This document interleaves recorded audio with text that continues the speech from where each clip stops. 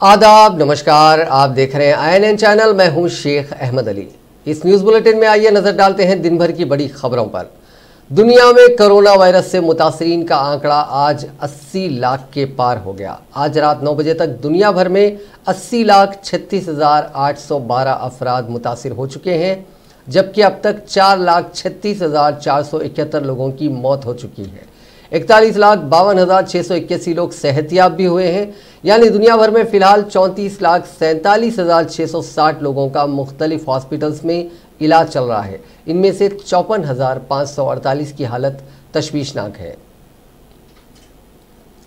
गुज़िश्ता 55 दिनों से चीन की राजधानी बीजिंग में कोविड-19 का कोई नया मामला नहीं देखा गया, लेकिन पिछले 3 दिन में कोरोना वायरस के मकामी सतह पर इन्फेक्शन फैलने के 36 नए मामले सामने आने के बाद राजधानी में कोरोना वायरस के फिर से फैलने का अंदेशा हो गया है। ऐसा लग रहा है जैसे चीन में कोरोना की दूसरी लहर शुरू हो गई है। बीजिंग में नए मामलों के तार खुर्दनी अशिया के सबसे बड़े थोक बाजार शनफाती से जुड़े बताए जा रहे हैं।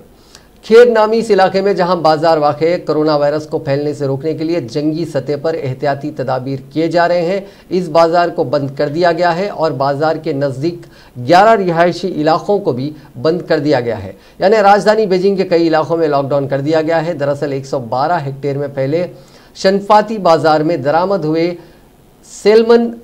सोलोमन मछली को काटने वाले बोट पर कोरोना वायरस पाया गया था, जिसके बाद शहर में छोटे बड़े सभी बाजारों से मछली के स्टॉक को हटा लिया गया। इतना ही नहीं, जो लोग बाजार के आसपास रहते हैं और बाजार में काम करने वाले लोगों के साथ करीबी राब्ते में रहे हैं और गोश्त फरोख्त करने का काम करते हैं, उन सभी का न्यूक्लिक एसिड टेस्ट भी हुआ है। जब वायरस का पता चला तभी राब्ते में आए 9 लोगों को अलग कर दिया गया। हालांकि वो जांच में कोरोना से मुतासिर नहीं पाए गए। इस वक्त मकामी अफसरान को कोरोना वायरस के फिर से फैलने का अंदेशे से निपटने के लिए जंगी सतह पर तैयार रहने को कहा गया है। लेकिन देखा जाए तो थोड़े बहुत नए केसेस का सामने आना आम बात है, क्योंकि इस मुहलिक मर्ज का खात्मा अभी तक पूरी तरह से नहीं हुआ। लेकिन इस वबा के फिर से फैलने का अंदेशा है। हद कम है, क्योंकि 2 करोड़ से ज़्यादा आबादी वाले इस शहर के लोग एहतियात बरतने को लेकर काफ़ी बेदार हैं और उसूल और ज़वाबित पर अच्छी तरह अमल करते हैं। इस दरमियान शहर में लगातार दूसरे दिन कोरोना वायरस के नए मामले सामने आने के बाद पहले से तीसरे दर्जे के लिए स्कूलों को फिर से खोलने का फैसला भी बदल दिया गया। ग्रुप टूर, स्पोर्ट्स इवेंट्स वगैरह सभी सरगर्मियां रद्द कर दी गई और जिन सनतों में काम शुरू हो चुके हैं वहां कोविड-19 से मुतालिक इक़दामात मज़ीद सख्त किए गए हैं। हिंदुस्तान में कोरोना वायरस के मामलात में मुसलसल इजाफा हो रहा है और गुज़िश्ता 24 घंटों के दौरान कोरोना इन्फेक्शन के सबसे ज़्यादा 11,502 नए केसेस सामने आए हैं, जबकि इसी दौरान 325 मजीद अफराद की मौत हो गई है। मरकज़ी वज़ारत सेहत व ख़ानदानी बहबूद की जानिब से जारी करदा आदाद और शुमार के मुताबिक नए केसेस सामने आने से मुतासरीन की तादाद 3,32,424 हो गई है। इस बीमारी से मरने वालों की तादाद भी बढ़कर 9,520 हो गई है। इस वक्त मुल्क में कोरोना के 1,53,106 एक्टिव केसेस हैं, जबकि इस वबा से नजात पाने वाले अफराद की तादाद 1,69,798 है। हिंदुस्तान में जिस तेज़ी के साथ कोरोना के मामले बढ़ रहे हैं, लोग बुरी तरह खौफजदा हैं। सभी के जहन में ये सवाल है कि आखिर कब तक कोरोना का कहर यूं ही चलता रहेगा। इस सिलसिले में ICMR यानी Indian council of medical research का एक नया मुतालिया सामने आया है, जिसमें बताया गया है कि कोरोना अक्टूबर के महीने के शुरू में अपने उरूज पर होगा। रिपोर्ट में कहा गया है कि मुल्क गिर लॉकडाउन के सबब हिंदुस्तान में कोरोना इन्फेक्शन उरूज पर पहुंचने की मुद्दत 34 से 76 दिन आगे शिफ्ट हो गई है। गोया कि अगर लॉकडाउन नहीं होता तो मुल्क में कोरोना के मामले जुलाई के वसत में उरूज पर होते। हिंदी न्यूज़ पोर्टल जनसत्ता में शाया एक रिपोर्ट के मुताबिक ये मुतालिया ICMR ने PGI चंडीगढ़ और national Covid task force operation research group के साथ मिलकर किया। इससे अखज़ रिपोर्ट के मुताबिक हिंदुस्तान में लॉकडाउन के बाद जब से इकनॉमी को फिर से शुरू करने की कोशिश हो रही है, तब से मुंबई, दिल्ली और चेन्नई में कोरोना के मामलों में तेज़ी से इजाफा हुआ है। रिपोर्ट में ये बात भी सामने आई है कि हिंदुस्तान में कोविड-19 का मोर्टेलिटी रेट हर 1,000 पर 1.6 है। बताया गया है कि मौजूदा आइसोलेशन वार्ड, ICU बेड और वेंटिलेटर सिर्फ सितंबर के तीसरे हफ्ते तक भर जाएंगे। स्टडी में बताया गया है कि मौजूदा मंजरनामे में अवामी सेहत खिदमात को 60% तक असरदार बनाने की कोशिश नवंबर के पहले हफ्ते तक पूरा हो सकेगी। हिंदुस्तान में कोरोना के बढ़ते केसेस के दरमियान दिल्ली और महाराष्ट्र जैसी जगहों को लेकर माहिरीन सेहत फिक्रमंद है। दिल्ली हुकूमत के मुताबिक इसी रफ्तार से दिल्ली में केसेस बढ़ते रहे तो जुलाई के आखिर तक राजधानी में 5.5 लाख केसेस हो जाएंगे और 80,000 बिस्तरों की जरूरत होगी। अंदेशा जाहिर किया गया है कि जून के आखिर तक ही दिल्ली में तकरीबन 1 लाख कोरोना मरीज हो जाएंगे और इसे 15,000 बिस्तरों की जरूरत होगी। तेलंगाना में कोरोना वायरस से मुतासरीन का आंकड़ा आज 5,000 के पार हो गया। आज इस मोजी वायरस से 2 अफराद हलाक हुए हैं जबकि 219 नए मामले दर्ज हुए हैं। इस इजाफे के साथ रियासत में अब तक इस मोजी वायरस से मरने वालों की तादाद 187 हो गई है जबकि मुतासरीन की तादाद 5,193 तक पहुंच गई है, जिनमें 449 माइग्रेंट वर्कर्स, डिपोटीज और फॉरेन इवैक्यूज भी शामिल हैं। Director of public health and family welfare की जानिब से जारी मीडिया बुलेटिन के मुताबिक आज 12 जिलों से दर्ज हुए 219 केसेस में ग्रेटर हैदराबाद से 199 और रंगारेड्डी जिले से 13 केसेस शामिल हैं। अब तक 2,766 अफराद को ठीक होने पर डिस्चार्ज किया गया है। रियासत में फिलहाल 2,240 एक्टिव केसेस हैं। तेलंगाना में हुक्मरान जमात टीआरएस के एक और रुकने असेंबली कोरोना वायरस से मुतासिर हो गए हैं। 3 दिन के वक्फे में टीआरएस के 3 अरकान असेंबली मोजी मर्ज में मुब्तला हुए हैं। ताज़ा तौर पर निज़ामबाद अर्बन असेंबली हल्के से नुमाइंदगी करने वाले बेगाला गणेश गुप्ता कोरोना टेस्ट में मुस्बित पाए गए। वो चंद रोज से बुखार में मुब्तला थे। हैदराबाद के एक हॉस्पिटल में उनका कोरोना का टेस्ट हुआ जिसमें रिपोर्ट मुस्बित पाई गई। इस वक्त वो हॉस्पिटल में जेर इलाज है। गुज़िश्ता रोज़ निज़ामबाद रूरल के रुकने असेंबली बाजी रेड्डी गोवर्धन की कोरोना रिपोर्ट भी मुस्बित आई थी। इसी तरह हफ्ते के रोज जनगांव के रुकने असेंबली मुत्ती रेड्डी सबसे पहले मुतासिर हुए थे। रियासती हुकूमत ने खानगी हॉस्पिटल्स और लैब्स को कोरोना वायरस का टेस्ट और इलाज फराहम करने की इजाज़त दे दी है। वजीर सेहत ईटला राजेंद्र और चीफ सेक्रेटरी सोमेश कुमार ने आज खानगी हॉस्पिटल्स और लैब्स में कोरोना वायरस के टेस्ट की इजाज़त देने हैदराबाद के साथ 4 अजला के 30 असेंबली हलकों में 50,000 कोरोना टेस्ट करने और दीगर उमूर पर मुख्तलिफ महकमों के आला अहदेदारों के साथ एक इजलास मुनक्किद किया। बाद अज़ाम प्रेस कॉन्फ्रेंस से खिताब करते हुए वज़ीर सेहत ईटला राजेंद्र ने कहा कि ICMR ने जिन खानगी हॉस्पिटल्स और लैब्स को कोरोना वायरस के टेस्ट करने की इजाज़त दी है उन्हीं हॉस्पिटल्स और लैब्स को रियासती हुकूमत ने इजाज़त दी है और GO भी जारी कर दिया गया। उन्होंने कहा कि अब तक रियासत के कई खानगी हॉस्पिटल्स और लैब्स में 250 से ज़ायद मरीजों का इलाज किया गया, लेकिन खानगी हॉस्पिटल्स और लैब ज़ायद रकम वसूल कर रहे हैं, जिसके पेश नज़र हुकूमत ने खानगी हॉस्पिटल्स और लैब्स में कोरोना वायरस के इलाज की शरहों को मुकर्रर किया, जिसके तहत कोरोना टेस्ट 2,200 रुपये में किया जाएगा, जबकि मुस्बित पाए जाने वाले मरीज को आइसोलेशन में रखने पर रोजाना 4,000 रुपये फीस वसूल करने की हिदायत दी जा रही है। इसी तरह ICU में रखने वाले मरीज से रोजाना 7,500 रुपये फीस मुकर्रर की गई है। वेंटिलेटर के साथ ICU के चार्जेस रोजाना 9,500 रुपये मुकर्रर किए गए हैं। इसके अलावा एंटी ड्रग देने पर इसके अलहदा चार्जेस वसूल करने की इजाज़त दी गई है। मरीज की नाजुक हालत में एंटी वायरल ड्रग इंजेक्शन लगवाना पड़ता है, जिसमें 40 से 50,000 रुपये का भी एंटी वायरल ड्रग इंजेक्शन लगवाना पड़ता है। इसके भी अलहदा चार्जेस होंगे। हुकूमत के मुकर्रर करदा चार्जेस से ज़ायद चार्जेस वसूल करने वालों के खिलाफ कार्रवाई की जाएगी। ज़रूरत पड़ने पर या अलामात पाए जाने पर ही कोरोना टेस्ट और इलाज करने की हिदायत दी जा रही है। उन्होंने कहा कि खानगी हॉस्पिटल को रोज़ाना टेस्ट और मरीजों के दाखिले की हुकूमत को इत्तला देनी होगी। वज़ीर सेहत ने कहा कि कई अफराद खानगी हॉस्पिटल में इलाज करवाने के ख्वाहिशमंद हैं, उन्हें हॉस्पिटल के इस्तेसाल से बचाने हुकूमत ने एक चार्ज मुकर्रर किया है। उन्होंने कहा कि सरकारी हॉस्पिटल में भी इलाज की सहूलत रहेगी। राजेंद्र ने कहा कि रियासती हुकूमत इब्तिदा से ही वायरस के फैलाव को रोकने मुतहरिक हो गई थी। 2 मार्च को रियासत में पहला केस बैरूनी मुल्क से आने वाले का दर्ज हुआ था और 4 मार्च को चीफ मिनिस्टर चंद्रशेखर राव ने आला सतही इजलास मुनक्किद करते हुए कोरोना वायरस पर काबू पाने के इक़दाम शुरू कर दिए। इसी के एक हिस्से के तौर पर कंटेनमेंट जोन्स कायम किए गए। मुल्क में सबसे पहले कंटेनमेंट जोन्स का तस्वुर तेलंगाना हुकूमत ने मुतारिफ किया। उन्होंने कहा कि इब्तिदा से चौकसी इख्तियार करने की वजह से रियासत में कम केसेस दर्ज हुए हैं, वरना हैदराबाद की हालत मुंबई, अहमदाबाद, दिल्ली जैसी होती। लॉकडाउन के मामले में भी तेलंगाना सबसे आगे थी। सबसे पहले मुल्क में तेलंगाना हुकूमत ने ही लॉकडाउन शुरू किया था। उन्होंने कहा कि हैदराबाद और उसके अतराफ के 4 अजला के 30 असेंबली हलकों में वायरस के ज़्यादा वाक़यात रौनुमा हो रहे हैं, इसलिए चीफ मिनिस्टर ने इन हलकों में 50,000 टेस्ट करने की हिदायत दी है। आज से टेस्टिंग का अमल शुरू हो गया है। 10 दिन में मुकम्मल कर लिया जाएगा। ये टेस्ट जियागुड़ा, तलाबकट्टा, बालापुर जैसे कंटेनमेंट जोन्स में किए जाएंगे जहां पहले से कोरोना वायरस के केसेस दर्ज हुए थे। इसके अलावा हाई रिस्क रखने वाले ओहदेदारों और मुलाजमीन का भी टेस्ट किया जाएगा, जिनमें डॉक्टर्स, पैरामेडिकल स्टाफ, बल्दिया के मुलाजमीन, पुलिस, मीडिया के अफराद शामिल हैं। उन्होंने कहा कि कोरोना से मुतासिर होने वाले अफराद खानदान का भी टेस्ट करने का फैसला किया गया। वज़ीर सेहत ने कहा कि रियासत में रोज़ाना 4000 अफराद के टेस्ट करने की गुंजाइश है और एक असरी मशीन खरीदा जा रहा है जिसकी गुंजाइश 3500 टेस्ट की है। इसी तरह रोजाना 7500 टेस्ट किए जा सकते हैं।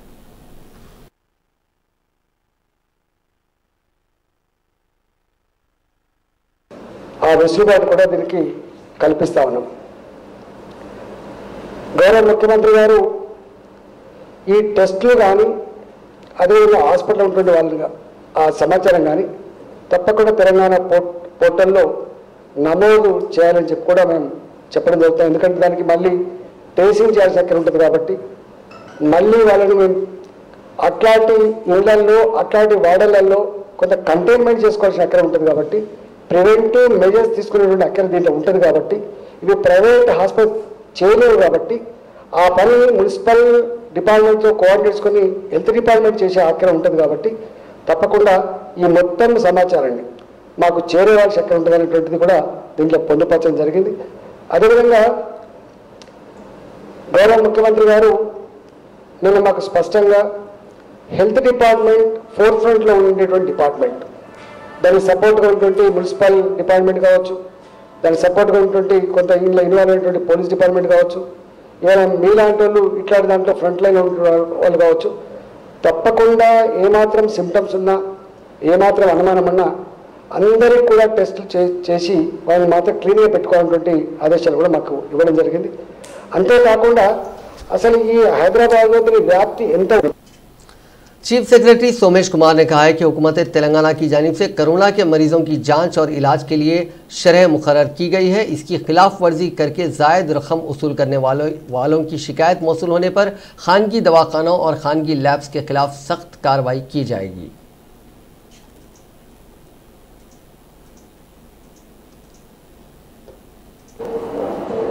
हमने जो नए निर्णय लिए हैं उस पर सारे हेल्थ डिपार्टमेंट, म्यूनसिपल एडमिनिस्ट्रेशन और डिस्ट्रिक्ट कलेक्टर जो हैदराबाद के इर्द गिर्द हैं उनसे बातचीत किया हम लोगों ने।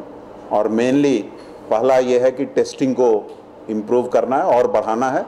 ऑलरेडी हमारे यहाँ टेस्टिंग हो रहा था, लेकिन कुछ लोगों को ऐसा लग रहा था कि हम उतनी संख्या में नहीं कर रहे हैं, तो लोगों में कॉन्फिडेंस लाने के लिए ये निर्णय लिया गया है। और हम लोग अगले 7 से 10 दिनों में 50,000 लोगों का GHMC एरिया में टेस्ट करेंगे। इसमें इसके अलावे कुछ लोग ये बोल रहे थे कि हमको सरकारी हॉस्पिटल में नहीं, प्राइवेट में भी मौका दिया जाए, तो अब हमने टेस्टिंग की जो सुविधा है उसको प्राइवेट हॉस्पिटल में भी दे दिया है, प्राइवेट डायग्नोस्टिक सेंटर में भी दे दिया है। उसके लिए हमने रेट भी फिक्स कर दिया है। और रेट के अलावे हमने जो लोग अगर कोई गवर्नमेंट हॉस्पिटल के अलावे प्राइवेट हॉस्पिटल में जाना चाहते हैं उनके लिए भी हमने ये सुविधा दे दिया है कि आप प्राइवेट हॉस्पिटल में भी ट्रीटमेंट ले सकते हैं। और इसकी वजह से जो लोग पे करने की स्थिति में और सरकारी के अलावे प्राइवेट हॉस्पिटल में जाना चाहते हैं उनको भी ये सुविधा दी गई है। इसके लिए हमने कुछ रूल्स रखे हैं कि आप एक स्पेसिफिक अमाउंट ही चार्ज कर सकते हैं, ज़्यादा चार्ज करने पे उन पे एक्शन होगा। और जो भी लोग उनके द्वारा ट्रीट हो रहे हैं वो डिटेल हमको वो लोग इमीडिएटली अपलोड करेंगे ताकि पता चलेगा। और किस हॉस्पिटल में ये सुविधा दी गई है वो लोगों को एक आइसोलेशन वार्ड क्रिएट करना पड़ेगा और कितने बेड्स हैं वो लिखना पड़ेगा, और रोज़ के रोज़ किन किन लोगों का ट्रीटमेंट हो रहा है वो ये भी बताएंगे। इन सब की वजह से ये जो समस्या है जो है अभी कि हमको प्राइवेट में भी सुविधा चाहिए वो दूर हो जाएगी। और ऐसे भी हैदराबाद और तेलंगाना में जो कोविड की वजह से जो लोग बीमार हैं उनकी संख्या कम है, और ये जो हमने एडिशनल स्टेप्स लिए हैं उससे लोगों में और अधिक विश्वास आएगा और कहीं भी कोई समस्या नहीं रहेगी। Thank you. वजीफे की रकम में 25% कटौती करने के खिलाफ तेलंगाना हाईकोर्ट में एक अर्जी दाखिल की गई। वीडियो कॉन्फ्रेंस के जरिए हाईकोर्ट ने इस अर्जी पर समाअत की। सीनियर वकील रंगैया ने दरखास्त गुजार की जानिब से अदालत में पैरवी करते हुए बताया कि रियासत भर में 3 लाख वजीफा याब हैं जिनके वजीफे में कमी ना की जाए। कबलजी हुकूमत ने 50 और 25% की कटौती की थी। एडवोकेट जनरल BS प्रसाद ने अदालत को बताया कि रियासत की माली बहरान के पेश नज़र हुकूमत ने पेंशन में कमी की है। दरख्वास्त गुजार ने हाईकोर्ट से अपील की है कि वो पेंशन में कटौती के बगैर मुकम्मल पेंशन अदा करने हुकूमत को हिदायत दें। दरख्वास्त गुजार के वकील ने अदालत को बताया कि रियासती हुकूमत को पेंशन में कटौती करने का हक नहीं है, पेंशन आईनी हक है, इसमें कटौती नहीं की जा सकती। जिस पर एडवोकेट जनरल ने जवाब दिया कि हुकूमत को पेंशन से मुतालिक फैसला करने का हक हासिल है। दोनों फरीकैन के मौक़िफ़ को जानने के बाद हाईकोर्ट ने हिदायत दी कि हुकूमत को किस तरह के हुकूक हासिल हैं, इसकी मुकम्मल तफसीलात पेश करें। बाद अज़ां हाईकोर्ट ने इस केस की अगली समाअत 17 जून तक मुलतवी कर दी।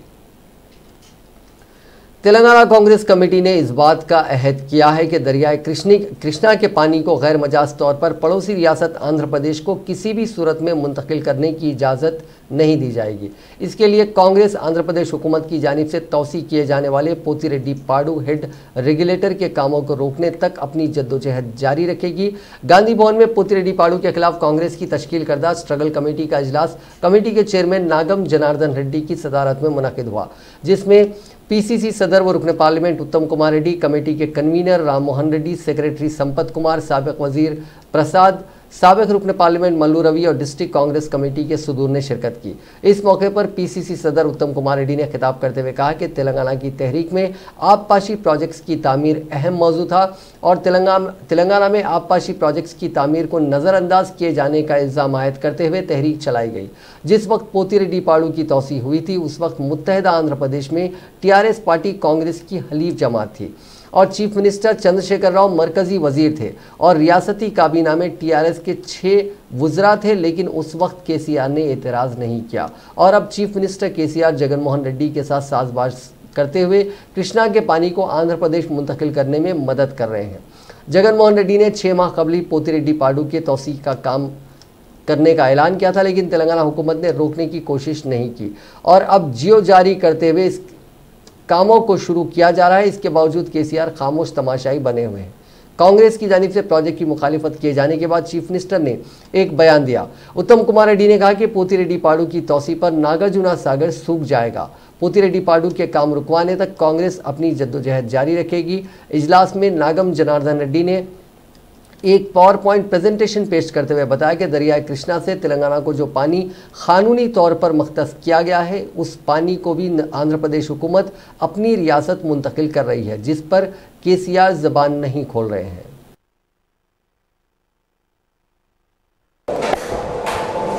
जो कृष्णा रिवर है उसका पानी पूरा जगनमोहन रेड्डी रायलसीमा को लेके जाके कृष्णा बेसिन छोड़ दे के वो पेन्नार बेसिन में वो पानी देने के वास्ते कोशिश कर रहे हैं। अब अपन सेपरेट हो गए, आंध्र अलग है, तेलंगाना अलग है और ये तेलंगाना अलग है तो उसमें ये आंध्र वालों को हक नहीं रहता। ये हमारा कृष्णा का पानी खाली कृष्णा बेसिन में ही यूज़ करना, जो भी हमारे प्रोजेक्ट्स है वो कृष्णा में वो हम कंप्लीट कर लेते, वो इस्तेमाल कर लेते पानी। इसे ये काम ये बंद करना, वो जीवो जो दिए वो जीवों को वापस ले लेना और ये काम पूरा रोक देना, पूरा तेलंगाना को बचाना। ये KCR क्या कर रहे हैं, उनसे मिलके कुछ अंदर गोलमाल कर रहे हैं, उसके वास्ते हम ये एजिटेशन स्टार्ट करें। बरखी बिल्स में इजाफे के खिलाफ तेलंगाना BJP के रियासत गिर एहतजाजी प्रोग्राम को पुलिस ने नाकाम बना दिया। मुख्तलिफ मकामात पर BJP कायदीन को गिरफ्तार कर लिया गया। BJP सदर बंडी संजय को पार्टी के दफ्तर के बाहर ही गिरफ्तार कर लिया गया जब वो विद्युत सौदा का घेराव करने के लिए जा रहे थे। इस मौके पर मीडिया से बात करते हुए बंडी संजय ने कहा कि हुकूमत खजाना भरने के लिए बरखी बिल्स में इजाफा कर रही है। स्लैब के नाम पर KCR अवाम पर बोझ डाल रहे हैं। KCR सूद के कारोबारी की तरह पेश आ रहे हैं। कोरोना वायरस से निपटने मरकजी हुकूमत करोड़ों रुपए जारी कर रही है, लेकिन TRS हुकूमत ने 1 रुपया भी अब तक खर्च नहीं किया। उन्होंने कहा कि अपोजिशन के पुरअमन एहतजाज को दबाने के लिए उनको गिरफ्तार किया जा रहा है। बरखी बिल्स के बारे में हुकूमत पीछे नहीं हटेगी, उस वक्त तक BJP खामोश नहीं बैठेगी। उन्होंने मुतालबा किया कि बिल्स की अदायगी हुकूमत ही बर्दाश्त करे। उन्होंने कहा कि 300 करोड़ रुपए आवाम से वसूल करने का हुकूमत का मंसूबा है। रियासत तेलंगाना में इंटरमीडिएट के नताइज तैयार हैं, लेकिन उन्हें जारी करने में कुछ वक्त और दरकार है। उसकी अहम वजह हुकूमत की इजाज़त की तलबी है। बोर्ड ऑफ इंटरमीडिएट के बावसूख ज़राए के मौजूद बोर्ड में स्पेशल चेयर सेक्रेटरी तालीम चित्रा रामचंद्रन को बोर्ड के नताइज की मुकम्मल तैयारी से वाकिफ करवाते हुए उन्हें एक नोट दिया गया है। वज़ीर तालीम सबीता इंदिरा रेड्डी की जानिब से इजाज़त का इनकार है, जिसके बाद किसी भी लम्हे नताइज जारी किए जा सकते हैं और कहा जा रहा है कि नताइज को वीडियो कॉन्फ्रेंस के जरिए जारी किया जाएगा, क्योंकि कोरोना फैलने की वजह से हालिया अरसे में बहुत से सहाफ़ी मुतासिर पाए गए हैं। इसलिए वजारत तालीम प्रेस कॉन्फ्रेंस मुनक़िद करने पर पसोपेश कर रहा है। कोरोना वायरस से फैली वबा के दौर में जहां एक तरफ अमीर और खुशहाल लोग लॉकडाउन में भी ऐशो इशरत के साथ वक्त गुजार रहे हैं और दूसरों को नसीहतें दे रहे हैं, वहीं दूसरी तरफ गरीब, मजबूर और वसाइल से महरूम लोग अपनी बका की जंग लड़ने पर मजबूर हैं। हर रोज़ हुकूमत और निज़ाम की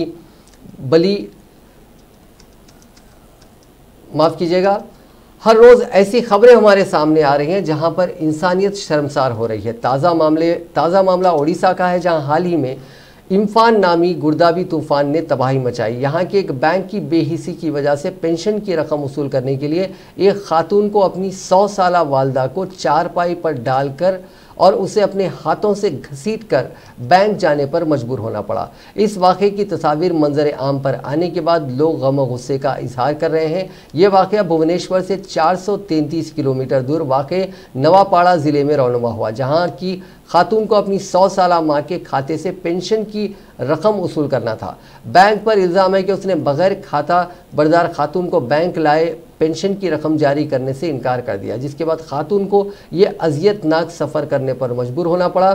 सोशल मीडिया पर तस्वीर वायरल होने के बाद कई लोगों ने खातून की मदद का मुतालबा किया। नवापाड़ा से बीजेपी के रुकन असम्बली राजू ढोलकिया ने रियासत की बीजू जनता दल की नवीन पटनायक हुकूमत से मुतालबा किया कि इस मामले में एक्शन लिया जाए। उन्होंने इतवार को कहा कि हमें इस वाक़े की इतला इस वीडियो से मिली जिसमें उमर रसीदा खातून को चारपाई पर घसीटकर बैंक लाया जा रहा है। ताहम लोगों ने ढोलिया पर यह कहकर तनकीद की कि उन्होंने मकामी रुकने असम्बली होने के बावजूद अपनी तरफ से कोई कदम क्यों नहीं उठाया।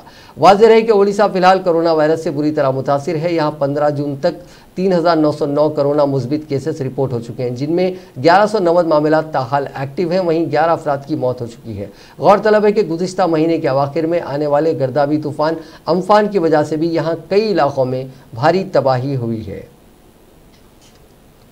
मरकज़ी वज़ीर दाखिला अमित शाह की सदारत में पीर के रोज़ कोरोना की बेकाबू सूरत हाल पर कुल जमाती इजलास मुनक़िद हुआ, जिसमें तमाम रहनुमाओं ने कौमी राजधानी दिल्ली में कोरोना की रोकथाम के लिए मिलकर काम करने पर इत्तेफाक किया। दिल्ली बीजेपी के सदर आदेश गुप्ता, जो साउथ ब्लॉक में तकरीबन 1.5 घंटे तक जारी रहने वाली इस मीटिंग के बाद बाहर आए थे, कहा कि इजलास में शामिल तमाम रहनुमा दिल्ली को कोरोना से निकालने के लिए मिलकर काम करने पर मुत्तफिक थे।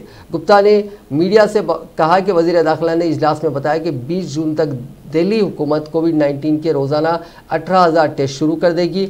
उन्होंने कहा कि कंट्रोल जोन में door to door corona test होंगे। दिल्ली में 242 कंटेनमेंट जोन्स हैं। शाह की ज़ेर सदारत इजलास में दिल्ली बीजेपी सदर आदेश गुप्ता, दिल्ली कांग्रेस के सदर चौधरी अनिल कुमार और आम आदमी पार्टी के राज्यसभा के रुकन पार्लियामेंट संजय सिंह और दीगर शरीक हुए। दिल्ली में कोरोना इन्फेक्शन से मुताल्लिक़ गुज़िश्ता 24 घंटों में वज़ीर दाखिला का तीसरा इजलास है। इतवार के रोज़ दिल्ली हुकूमत और बाद में तीनों कॉरपोरेशनों के मेयरों से मुलाकात करके कई अहम फैसले किए गए। इजलासों में सेहत और ख़ानदानी बहबूद के मरकज़ी वज़ीर हर्षवर्धन, लेफ्टिनेंट गवर्नर अनिल बैजल, वज़ीर आला अरविंद केजरीवाल भी मौजूद थे। कांग्रेस के साबिक़ सदर राहुल गांधी ने लॉकडाउन के बावजूद कोरोना वायरस इन्फेक्शन के मामलात में मुसलसिल इजाफे पर तशवीश जाहिर करते हुए पीर को वज़ीर आज़म नरेंद्र मोदी को निशाना बनाया और अजीम साइंसदान एल्बर्ट आइंस्टाइन की मिसाल के साथ उन पर सख्त हमला किया। राहुल गांधी ने ट्वीट किया कि नावाकिफियत से ज़्यादा ख़तरनाक एक चीज़ होती है और वो है घमंड। आइंस्टाइन से ये बात साबित होती है।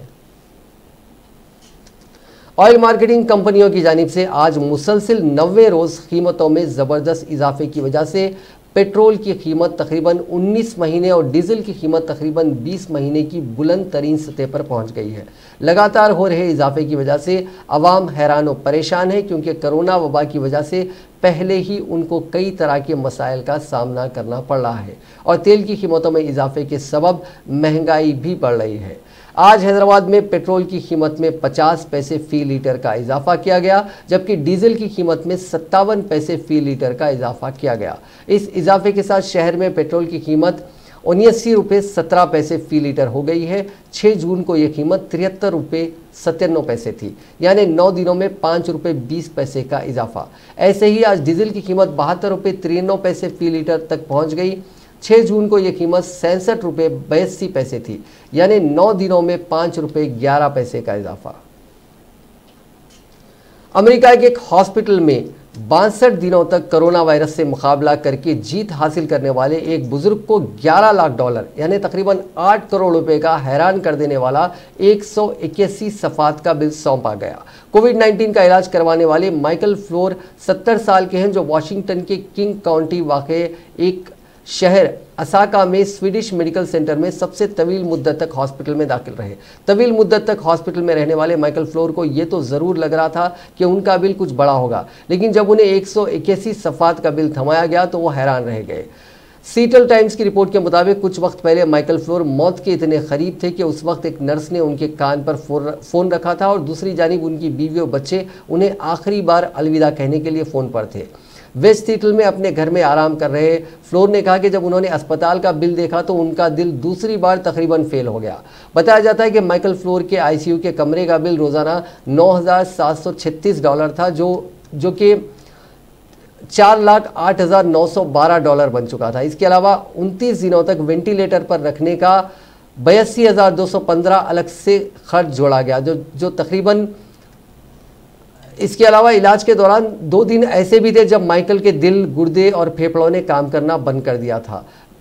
इन दिनों में उन्हें जिंदा रखने के लिए तकरीबन $1 लाख का खर्च आया। उनके बिल में तकरीबन 1/4 खर्च दवाइयों का था। बहरहाल इस दरमियान अच्छी बात यह है कि माइकल फ्लोर के पास इंश्योरेंस है और इस वजह से वो बिल के बेशतर हिस्से की अदायगी करने से बच जाएंगे।